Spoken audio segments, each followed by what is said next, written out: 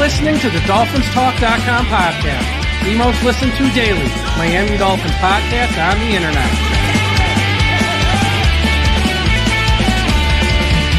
Miami's got the Dolphins, the greatest of all. Come on, Dolphins fans. Time to fins up.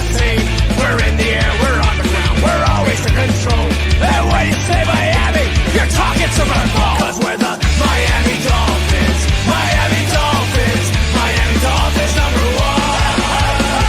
Miami Dolphins, Miami Dolphins, Miami Dolphins number one.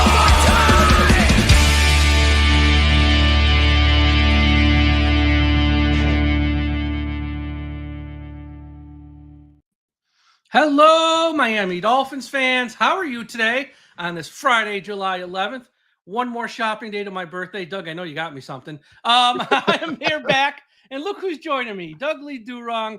Like we said, we took a few weeks off here in the offseason. As we get closer to the season, it's going to be every week, but we figured let's touch base right now in July before camp starts. Talk some about the hot topics surrounding the Miami Dolphins. Doug Lee, how you doing today?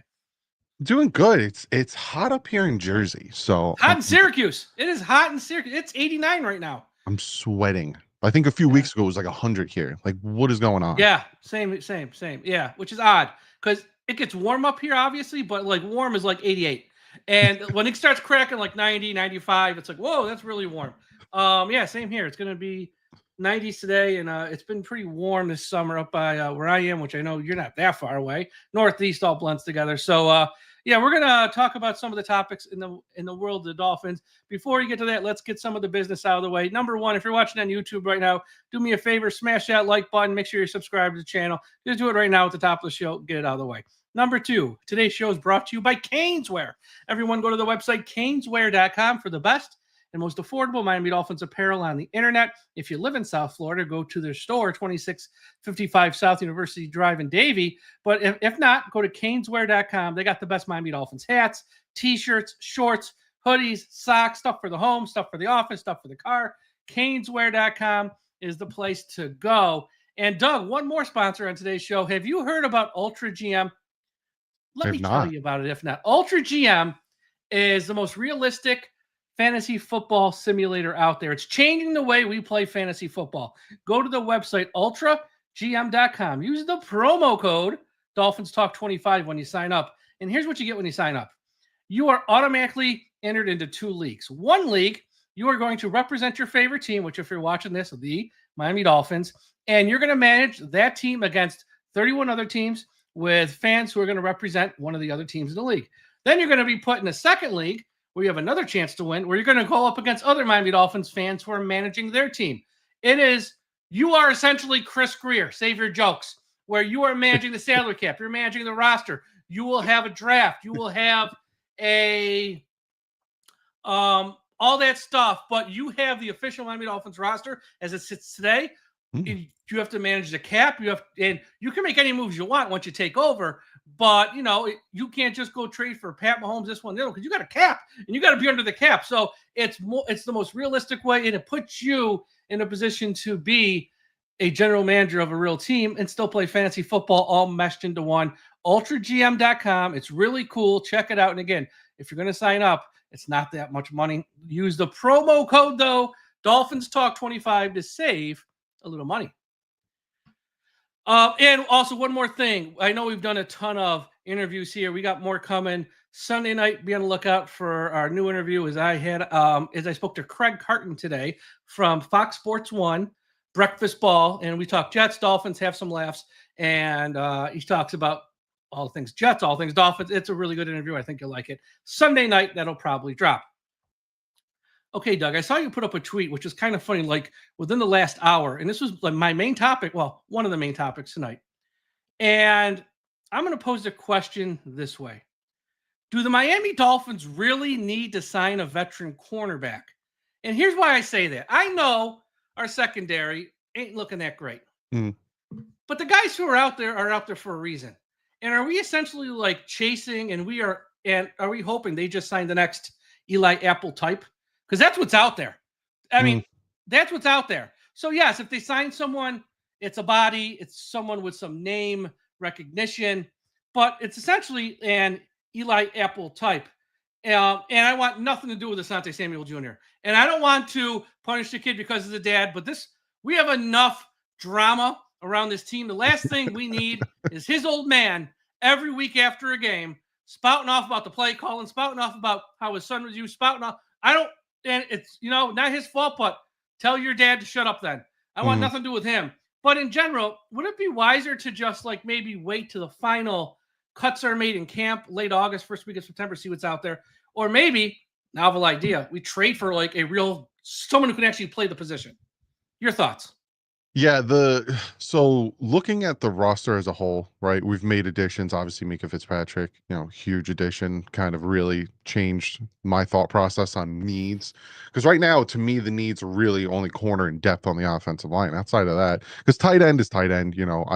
We brought in Waller, and it is what it is. We'll see if he even is on the team come September. But corner worries the crap out of me. It should. And I swear, and we know for a fact, Chris Greer is not coming out and making any statements about the corners because he has gotten so much flack for his statements about the offensive line. We know he will keep his mouth shut about the corners. He's not going to come out and say, you're more worried about it than we are. So, but if they go in that mindset that Anthony Weaver is going to get more pressure up front, which is going to help the corners, it will and it won't. Because then in those situations, you just quick slants, quick outs, quick movement if these corners aren't good, because you're going up against some good receivers this year. And this is something you're really going to have to deal with. So, obviously the only one that I could see making somewhat of an impact, and it's nothing like drastic, like all of a sudden, we make a trade and we get like Gonzalez or Sauce Gardner, is Rasul Douglas. He's the only guy who could somewhat move the needle where you're not worried about him being alone on the one side. Whereas now you're you're looking at Storm Duck, Ethan Bonner, Cam Smith, even Cater Kohu. You put Cater Kohu on the boundary really makes me nervous. And you kind of sit there and wonder, like, are you comfortable with them being one-on-one with DK Metcalf? And, are you comfortable with them with the receivers we're going to face? And, it doesn't matter how fast our pass rush gets there. If we're able to you can't jam the receivers. So I think that's where my biggest worry is. And that's where I'm like, just add somebody just so we can see what's going on. But I agree with you 100%. If they can make a trade, that's where they should be looking. Yeah, exactly. Like the corner for the Browns. I know he hasn't been great. Newsome, but he's got a massive contract exactly. There's no way they're going to eat some of that and if they want. He's in the final year of his deal, so there's no incentive for him to take a pay cut, and you damn sure aren't going to extend him because he just hasn't been that good. Greg Newsome, I would avoid him. I heard too. I saw an article from a Chiefs writer that the Chiefs are really deep at corner, and that's a team you can probably look at as well. That's what I've been. Yeah, and those other teams, as we get through camp, we're going to have to cut one. You could probably trade for one, maybe swap a 6th for a 7th and take the play. You can do something like that, and probably get one that way. That's what I would be doing. On the pass rush, and I've heard this a lot. Yes, if the plan is just to have such a great pass rush that helps secondary, that's fine. But we have to be realistic about this. You're not going to get to the quarterback on every play. Like even if you lead the league in sacks, there's still going to be many plays in a game where you're not near the quarterback, and that's a lot of trouble. So yes, that will help the pass rush, but there is, I don't know, it helps, but I can't hang my hat on that per se. Yeah. And Rasul Douglas, I had on a reporter for the Bills, Ryan Talbot, probably like a month ago now, and what he told me about him, he goes, "Look, I saw him all last year. There's nothing left." And I think that's why he's still out there and why he probably wants a payday. But all these teams know, there's nothing left. And he's that guy who might be Eli Apple 2.0-ish. So I'd be careful with him. I actually think we probably will sign him, unfortunately. And maybe he can find a fountain youth. I'm hoping for it. I'm praying for it. But I'm not holding my breath for it either because but I would say trade route's the best way to get somebody. And if it is a team like the Chiefs, and I'm sure there's going to be some other teams we just don't know about right now who have extra guys at corner. There's that, and you're right about this too. Offensive line's got zero depth, but yeah, even if Smith plays great at corner and he stays healthy, Cam Smith. Same thing with whoever line up opposite him. They got nobody behind them. And if these guys have to come out of if they have to come out of the, out for 1 or 2 plays, who the hell are you putting in at that point? That's going to be a big issue as well. So it's going to be interesting. And my fear is Chris Greer, much like with the offensive line, don't worry about guard. You can find guards anywhere. So he's probably thinking the same thing at corner. Don't worry about corner. You can find corners anywhere. Yeah, well, that logic hasn't worked for us much of it all. Warren Sharp we had on the show, and he just put out a book, and I read the book. It's like 500 pages. He's throwing out so many stats and numbers, and it's great stuff. If you love stats, if you love analytics, that's the book for you. And on our show with Marissa, he was talking about the offensive line, and we asked him, have they done enough this offseason to fix the offensive line? And he goes, no, it's worse than last year. And you know what? I've said that all offseason. He ain't wrong. No. Patrick, we went from Armstead to Paul. He retired, nothing can do about it. And Paul, look, we're hoping for the best. I actually like the kid. I think he'll be okay, but he's not Armstead. So that's a downgrade. Even if Paul's great, he's not Armstead. And then you have a rookie at one guard spot. Once again, it's rookies. Nobody thinks any rookie's ever going to be a bust. No, so it's like, we don't know. You have to put a question mark there. Then we got the other guard from Pittsburgh, and, he's coming off a major injury. We hope he'll be fine. We don't know how he's going to come back. And then there's no depth at all for any of these spots. How worried are you about the offensive line in general? Because, look, this offensive line's hurt us in years past. And from 2024 to 2025, you can make a case it has gotten worse. Yeah, seriously. And I'm going to throw some stats on you. I'm working. Go for it. Behind the scenes stuff. I'm working on something for Mike. I got a ton of stats coming his way.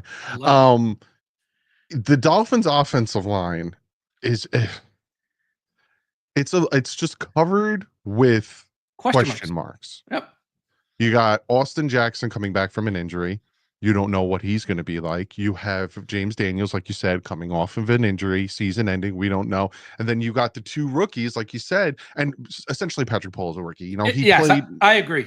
He played a few games. He wasn't bad, but obviously you're going small sample size, very small sample size. Yeah, exactly. So there's a lot of Brewer's the only guy on this offensive line, and it's funny because when we signed him, I was like, there's question marks about him. Someone better.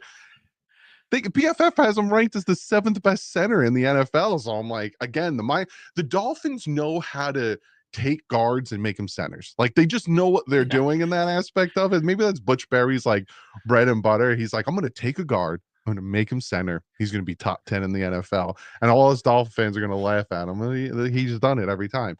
But the offensive line is so important. And, our depth right now, God forbid, and I'm knocking on the wood, God forbid someone does get hurt, which it's the offensive line. These big boys are smashing into each other. Yeah. You're number 6. It's Liam Eichenberg. Now, again, I made a. You're going to besmirch the name of Liam Eichenberg? Yes, go for it. You can besmirch it. I'm trying not to. I'm trying to be a nice person when it comes to Liam, but we all know how that goes. But the biggest thing that would help this offense is a run game. And this offensive line wasn't good at a run game. And I'll give you a little tidbits of stats. Tua Tagovailoa led the NFL last year in facing few high coverage, 52.2% of the time. When it comes to single high percentage, he wasn't. The list goes up to 32. I can go down more. He's not even on the list. But your top guys that had to face single high all had top 10 running games. So you want to get Tyreek Hill and Jalen Waddle. You want those deep hits. You got to be able to run the ball. And to be able to run the ball, you got to have a good offensive line. And like Warren Sharp said, right now looking at it, it doesn't look good. Like, to me right now, if I had to rank the Dolphins offensive line, looking at it just on paper, saying everyone's healthy, I'd probably rank it like 18th, 19th. Like, I would agree. It's below average. Not top half. Somewhere near the bottom half. Yeah. It's like below average because, if James Daniels comes back to his form he was the first 4 weeks of last year, we got a good guard. Same thing with Austin Jackson. If he goes back to form before he got injured, great. And then it's just the question marks at the 2 rookies. So It's been a problem the Dolphins have had since what 2016, I think, is when we had the Pretty unicorn much. offensive line. Well, And 2023 was fine until guys started to drop like flies. 2023, when they were healthy, they led the league in rushing, I believe. They were like 1 or 2, whatever. like the Or first it was half, like, yeah. yeah. So like when it was healthy, it was fine. The problem is nobody was ever healthy. The funniest thing about Okay. 2023 is Raheem Mostert only rushed for 100 yards like 3 times that whole season. Like the run game, and that's the other thing that people kind of forget about 2023, because a lot of people, look at the Titans game and they say, how did the number one offense go into that game and not score? The only starting offensive lineman that played that game, I think, was Austin Jackson. No, Well, it was Robert Hunt. um, the center started the game, but he got hurt in the first quarter. The Connor was there, but then he got hurt. And everyone And then wanted Hill got hurt in that game too. He came back and played, but he was not the same guy. He was no. nowhere close to the same guy. And I think didn't Wynn's season ended that game too. Yeah, he was hurt in Philadelphia late October. And I know we're going to re-sign him. I'll tell you right now. Honestly, I wouldn't be that upset with him at Me neither, but it's not really an upgrade. It's the same people who are the problem are still here. That's why when I see people online talk about what's the big deal of re-signing Liam, is that, and then I'm reading these things in the press from our offensive line coaches saying he's a glue guy in the meetings. Like, I don't care about any of that. Watch the games. He's on his ass more than he should be, and that's the problem. I'm sure he's a nice guy. It's not about taking cheap shots at him. We've seen him play all 5 positions. He can't play. And when people say he's just a backup, the backups play. And guess what's going to happen when he's on the field? He can't play. And that's the issue. It's the money too. Like, you could take that money that they gave him and give it to somebody else. Like, we're talking about guys that, like Isaiah Wynn, right? We're talking about like, hey, we could bring him back. Jack Driscoll is still out there. Dalton Reisner is still out there. Jack Driscoll's not coming here after the way he was treated last year. No, and he should have beat out Liam Eichenberg. We screwed him last over. Year. He was the best offensive lineman at camp, but we cut him. Ridiculous. Because they don't want to lose a comp pick. It blows my mind. Brandon Scherf's still out there. Will Hernandez is still out there. Like, all of these good, capable guards are still like, go out and so you give Liam $2 million instead of just going out and grabbing one of these. Like, it made. Well, here's what's going to happen at the time. They're not going to sign anybody probably until week 2 of the regular season, because that's when the contracts are guaranteed. And that's when they're going to probably go out there shopping for one of those guys. But if you think anyone's coming now or in camp, it ain't happening, folks. Because especially someone who's older like that, it might even be the same thing too at cornerback. They might do the same thing. Like, we'll play week 1 against the Colts, win or lose, who cares? Then we'll go out there and sign someone. And if they sign with someone else, God bless them, type of deal. I could totally see that happening with this offensive line. And it's it's like this with our quarterback. It's like this with the offensive line. If. Like, we have more ifs at more spots than any team should have. And, I get why some people like a Mike Florio says on this podcast, that's not normal. You're dysfunctional. I go, Mike, you know what? I can't argue with you. No. Because we should, like, every team's got a few ifs. We got ifs everywhere. If Tua could stay healthy, if Chubb can stay healthy, if Jalen Phillips can stay healthy, in the middle of the game, if this, if that, if that, the run if the game, head coach runs the ball, it doesn't bail on the run. It's like it just blows my mind. It really blows my mind, which leads to our next topic here. Stephen Ross, Mike Florio did that video. It's pretty much what he said on our podcast, though. We're stuck with him, and I shared the video of Mike this week, what he did on his show. I got a lot of responses from it. And I often say, Doug, look, I know, as fans of the team, I've known you long enough, you've known me long. We don't like saying things negative about our team. We don't enjoy it. In fact, it's bad for your business. It's bad for my business. We would be much better off saying nicer things, and if the team actually won. We both be very happy with that. But we can't lie to people either. No. And the feedback on that Ross stuff was probably either 60-40, 70-30. Some Dolphins fans, I don't think they get it. I don't think they get it. They're like, well, he signs the checks. Okay, what NFL owner doesn't?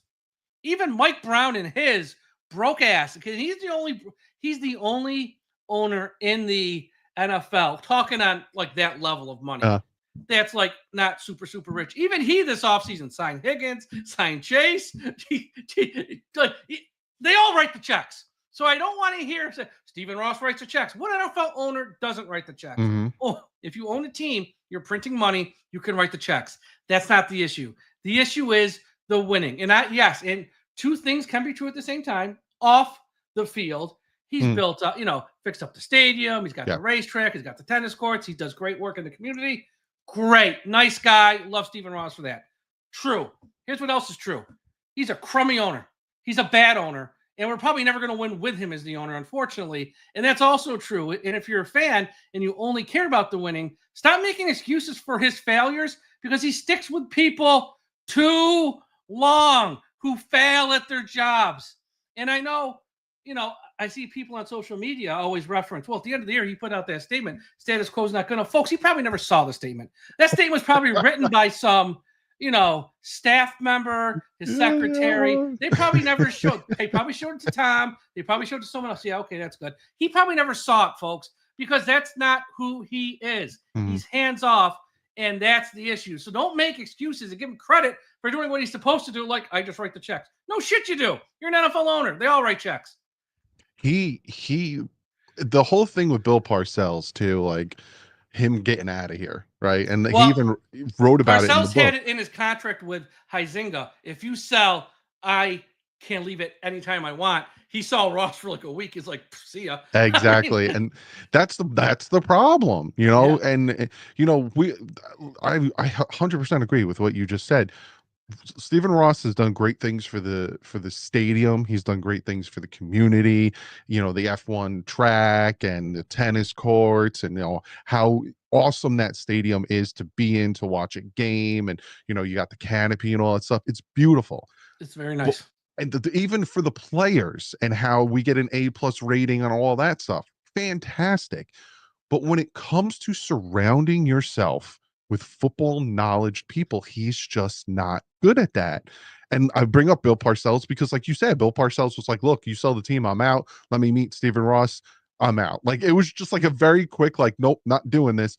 And like you said, he holds on just a little too long. He did it with Joe Philman, give him an extra year, and he messed up. He royally messed up Tony Sperano. Do you remember that year? Oh, I remember. Tony Sperano, and then he gets on his helicopter. He goes and he talks to Harbaugh, and Harbaugh's like, "Nah, I'm gonna stay in Michigan." He comes all the way back to Miami. He says, "Hey, Sperano, I'm gonna give you a contract extension." Woohoo! End of the year, he fires him. It's like it was just such a crap show. Just fire him first and go hire someone you want. And if it's not Harbaugh, hire someone else that's your guy at that point, which all these owners do. Once a team's sold, unless you're taking over a team that's like at the top, you fire the guy, you bring in your own people. No one would have criticized him for that because that's what all owners do. He's like, well, I'm going to talk to their guy. He's not coming. Okay, you're okay. Let me write you a check. You could stay. That's not going to work because now he knows this guy didn't want me.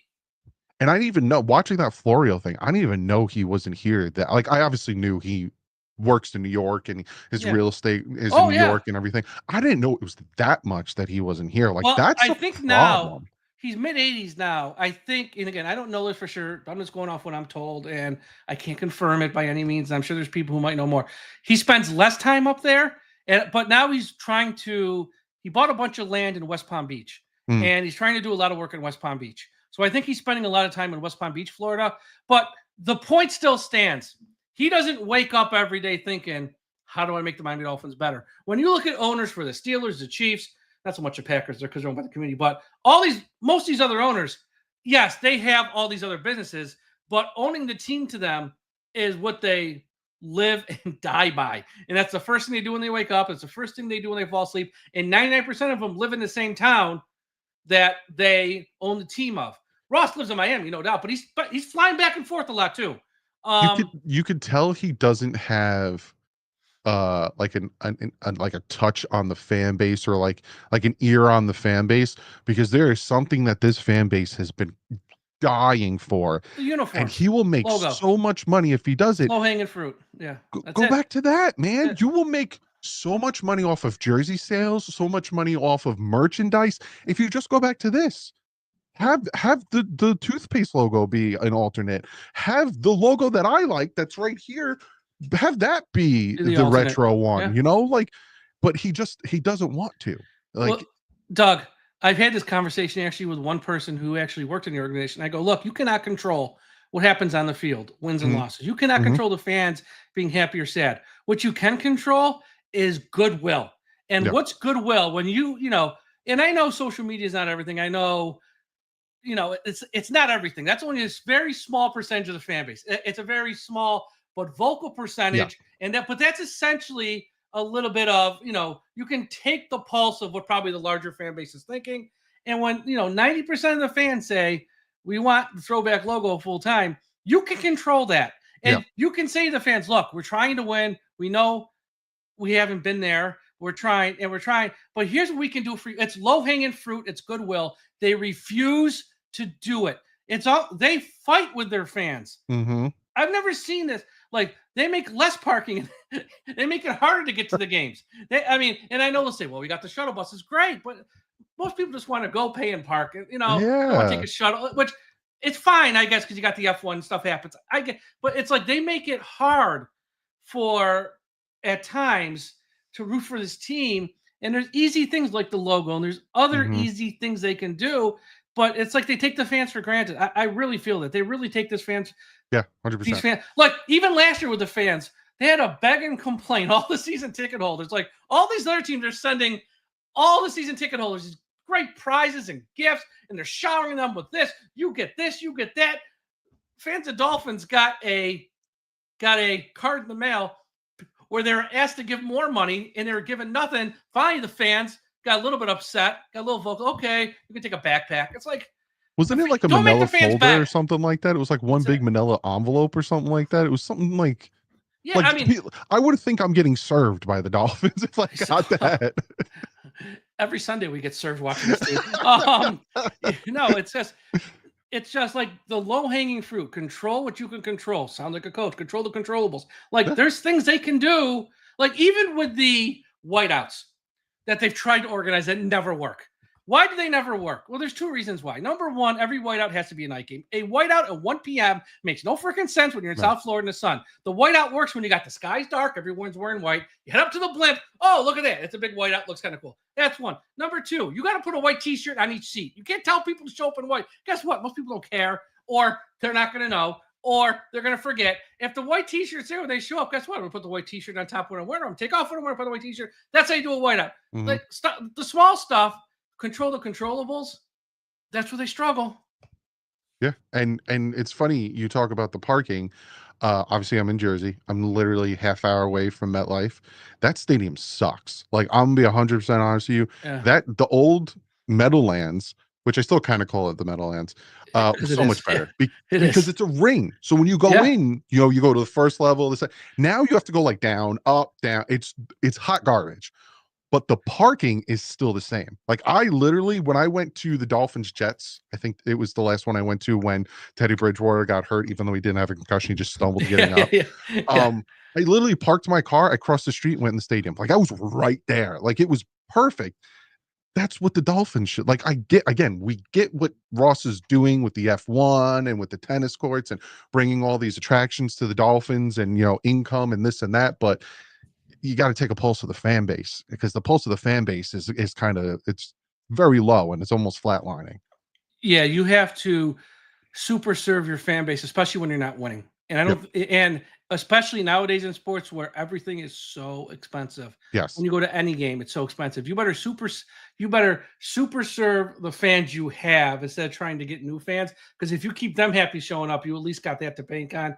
And you know, yes, in recent years we've won. Last year was rough, obviously. If this is a rough year, you're going to see these fans get more vocal, I think. That's the one thing I say. You're in the Northeast, I'm in the Northeast. If the Mets lose a couple games, if the Yankees lose a couple games, if the Knicks lose a couple, these fans are nuts up here. They're calling for coaches' heads every night. But you can say that's a little crazy. But you know what? No, they have a standard, and they're trying to reach standard, and we're not going to put up for crap. If you're going to make me pay for this much, I want you guys to at least try to meet a standard, and I have respect for that. And it's like that way in Philadelphia. It's like that way with the Red Sox. Really, they're really crazy. But up in the Northeast, that's what those down in South Florida, it's just not that way. But it will be that way if they have a bad year this year. It will be that way because this fan base is ready to let let them know it's it. How it's like a how mad. volcano, and you're feeling the rumbling. Like, Oh, you're feeling I'm telling you. a lot of people don't think that. I keep hearing it from some of my subscribers and people on Twitter in my replies, like, "Oh no, Greer's not going anywhere." I am telling you, if they start 2-6 again, they are both gone. I Well, will bet anything that they're yeah, both gone. yes. Well, for Chris Greer, gone might mean not fired, just moved to a different role in the organization. They'll Because put they him even down in did the that with Mike mailroom. Tannenbaum. They even did that with Mike Tannenbaum. Mike was never really fired. They No, moved him to a role where he had no power. And he's like, I'll just take a job with ESPN. I'm fine. And like, so I don't know if he's getting fired, Chris, but yes, you're right. He might be taken out of power. Mike McDaniel, I almost think he's kind of being set up to fail this year because it's yeah, like you must win this year, and he's got the worst roster he's had in all 4 years he's you been must here. win. Here's a bag of garbage. Good luck. Exactly. It's like they got like the cardboard box from a storage unit. It was like, here's your team. Yeah, and we're going to We trade put- away Jonnu. We're going to We trade put a away. few things in there that might help you, but here it's like, it feels like 2019. Not as bad, No, but like it's getting there. It's like it's close. But also, to touch upon what you're talking about before with the fan base and South, again, me and you Northeast, so we don't really feel it, but we interact with a lot of South Floridians and Miami natives. Since 2000, when the Dolphins won their last playoff game, the Heat won championships. The Panthers just went back-to-back championships. I think the Marlins won a championship around that 25 years we have. yeah, It's because they just, won 0-3 against the Yankees. Yeah, and they're sitting there. Dolphin fans in South Florida are sitting there and just watching every other, even the Tampa Bay Buccaneers winning championships and the Rays. Tampa Bay Lightning. Yeah. And they're sitting there like, what are we doing here? Like it's, and obviously us Dolphin fans that are up in the Northeast have to hear Jet fans about going to the AFC Championship game, and you Patriot and the Bills are good. And it's getting to a point with us Dolphin fans that it's like, enough is enough. Seeing the light. What? Cap for life. You've been subscribed to me. This ain't something new, my man. I know. Talking about this. I was thinking about Doug. Doug, a few years back, was way more positive in nature. The past few years, I've seen Doug like turn into me, like just broken down, like doesn't have faith in anything anymore. Like I'm hoping for the best, but I don't know. Like I've seen Doug evolve to what most of us are. I'm a few years older than Doug, but that's what I've seen from Doug because every week we did the show there with Zach. I've seen you change, but no, Cap, that's not right. He has seen the light. It's just this is a new and improved Doug. I like this Doug better. I like this Doug better. I gotta admit, because Doug gets it. Doug clearly gets it. Most fans get it. I think I always say, toss out the extremes. You got some people who are just always positive no matter what, and their heads are up in the sky. You got some people who are so negative. It's like, guys, and they take it way too far sometimes. Yes. And it's like, but you're reasonable, level-headed fans in the middle, which I think we are, and so many others are. It's like, look, if it walks like a duck and quacks like a duck, it's a duck. And I'm not going to sit here and lie to your face and say it's not. I'm not, I'm not going to sit here and say, look at this secondary. You never know. It might be great. No, I kind of know it sucks right now. And like, I don't need to see it. But on the other side, we're not going to sit here and tell you this season's a wash. We're going to win 3 games because like you said, you honestly never know. Did you think Washington was going to go to the NFC Championship game? No, and plus if you just look at 08 from where we were in 07, the one win season, stuff happens. You never know. And if all those things we said at the top of the show to circle it back, if all those ifs check in the right way, then we're going to be fine. Yeah. Now the odds of that happening are probably slim because that's a lot of ifs we mentioned. But if they all check, but if they all check the right way, we're going to be more than fine. Yeah. But I think for me at least, if I think we're probably going to be on the same spot that we were last year. Yeah. I think that's what I think. I think 7 to 9 wins is probably the range we're at right now. Look, if they're smart and they start to see the wheels falling off, they take the wheels off. Because you can get there are some good quarterbacks coming out in 2026. Nussmeier's my guy. Yeah. You take those wheels off. You take the keys out of the ignition and push it off the hill. Like you're sitting at you're sitting at like 2-6 again. Just do it, man. If you're sitting there, here's who's gone. And I don't want to hear no fans complain either. One is Hill, clearly. Yes, 100%. Yeah. If someone actually wants it, that's dude, the problem. Instant $36 million savings. Right. Instant. Here's number 2, which is going to drive fans nuts, but you got to do it. Zach Sealer. Why? He gets you hurts. the biggest return. He gets you the I biggest agree, but return it on any hurts. trade. He gets you Mhm. more than Hill. Yeah. But if you are going to blow this up, new GM, new head coach, essentially new quarterback next year, we're starting over, Yeah. you have to do it. Because by the time we're good again, Zach's going to be retired at that point. So I know it sucks, but if like you said, 1-5, 1-6, you just got to do it at that point. And I'm sure there's some others I'm forgetting. You might as well trade. I mean, here's what's funny. At that point, you might as well trade Minka again too, because he ain't gonna want to be here. We know that. So yeah, I mean, look, we'll cross that bridge if we get to it. Come Yes, October. hopefully not. I don't want to have that show, but No. but guess what? If we have to have that show, we're having that damn show here. We're not going to lie. I'll to drink a fans. beer for the first time in I'll like drink with you. 12 years. I've Here. drank a beer. I had a fan send me this rum a few years ago. Ooh. Found it. It's got Miami Dolphins, the 50-year anniversary. Found it in Central America. Walked in the store because he's some guy in sales. Walked in Central America. There was like 5 left. He bought all 5.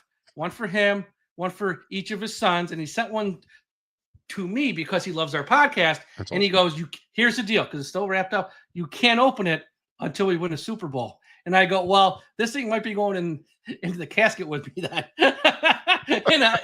and however many years, but I can't open it. But he sent me one of the 5 that he found. And I guess, I don't really know like rum too well. It's a high quality rum, I was told. I don't know. That's funny.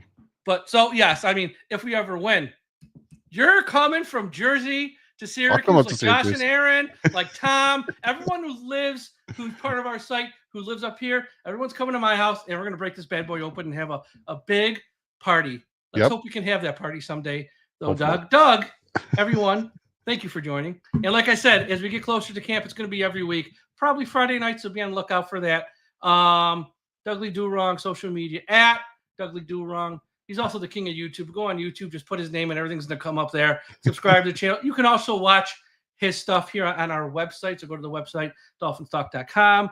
And Doug's going to be having another child here this year. So congratulations for that. Child number 2. Yep. Don't name him after any players, because then you will get mad at the team and get mad at the player. And then you will look at your son in disdain. Or son or daughter. I don't even know what it's a boy. I'll let him decide. But that's what my father did. I became a Dolphin fan because I watched him watching the team. And again, that was like late 80s, early 90s when the team was good. So I'm watching him have fun.